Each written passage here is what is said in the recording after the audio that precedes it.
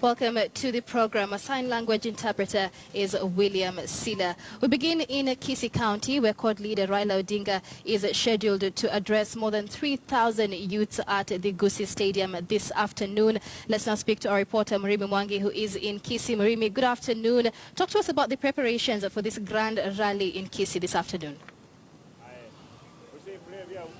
Good afternoon, Michelle. Indeed, the function has started, and in a few minutes we expect that ODM leader Raila Odinga will be heading here, of course, to the full brigade of his leadership, including Deputy Party Leader, Mombasa Governor Ali Hassan Joho, as well as Migori Governor Okoth Obado, and a host of other leaders from this area and from ODM. Remember, the forum is meant to provide an opportunity for youth to share, to exchange ideas on leadership issues with the leadership of the party. This being part of the revitalization campaign of ODM that has been ongoing for quite some time. But let me speak to a few of the legislators here, and I will start with Dagoretti North MP Simba Arati. How important are these, revitalization campaigns that are targeting the youth for your party, ODM?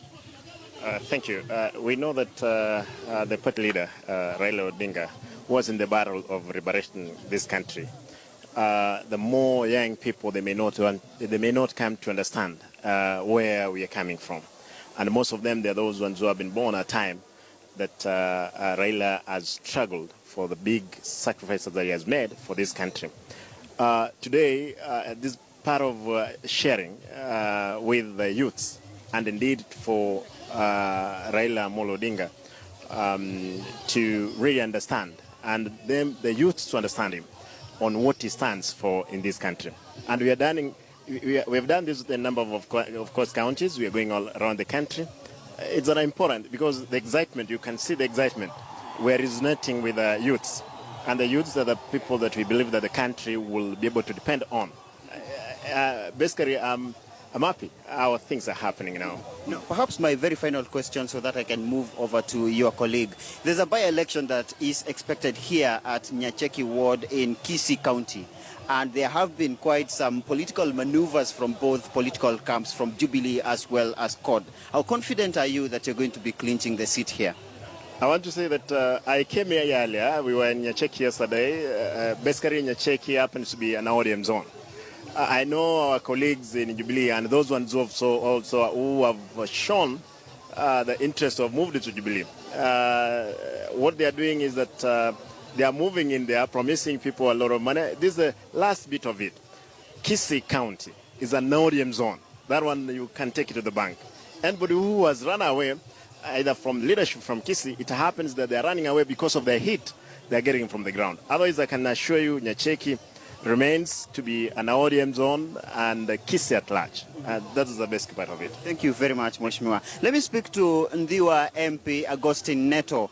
This is not the first time that ODM is conducting the function separately from the other three affiliate parties. Why would you not do a joint forum, perhaps for the forum for the revitalization campaign focusing on the youth? Why would the coalition not do it jointly for the three affiliate parties? I think all the three-party leaders have been in agreement that all the three-party leaders need to conduct a strengthening of the various parties individually. I mean, you saw the Honorable Kalonzo Musyoka have a wiper rally in Mombasa the last time. You also saw the Honorable Wetangula have his event. So what we're doing also is trying to make sure that ODM is very strong, and we'll use any means to make sure that we reach the people, so that when we get to choosing the flag bearer, which ultimately is going to happen towards the end of the year, we will see who amongst the three is the best person to carry the torch of the CORD coalition. That is the reason why we are all in a strengthening mood for all the individual parties.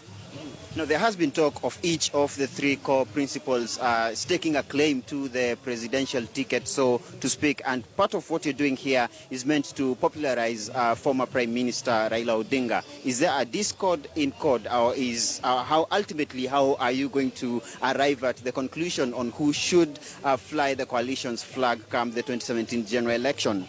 I think the three leaders actually were in an event yesterday, and they reiterated to the country that there's no discord in CORD. They are strong as ever, and I really think that what we are doing, which is what we've said earlier, is that each individual party needs to strengthen its various political base, bring in as many people as you can, so that at least the Code coalition moves in stronger, because all the three-party leaders have different strengths, and we're using all those various strengths to make sure that Code has a greater catch. And that is the reason why we're here. And from Kikao in Kisii, we're going to move to another county, and it's going to happen until we reach all the 47 counties.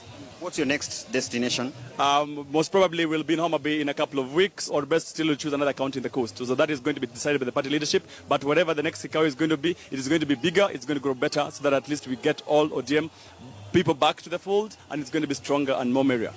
Thank you very much, Mheshimiwa. Now that has been Ndiwa MP Agustin Neto, as well as Dagoretti North MP Simba Arati, of course, speaking on matters of the Kikao Forum that is happening here. But remember, the selection of Kisii to host that function is important to ODM, so to speak, because there is a by-election slated for the 26th of this month, of course, targeting a ward where there are 13,958 registered voters, that being part of the larger bulk of over 400,000 registered voters in Kisii County. And of course, the jostle for the 2017 vote taking momentum between the opposition coalition Code and the ruling Jubilee coalition. Back to you in studio. Right, thank you very much for that, Murimi Mwangi. They are coming to us live from the Kisii Stadium, where opposition leader Raila Odinga is expected to address about 3,000 youth this afternoon.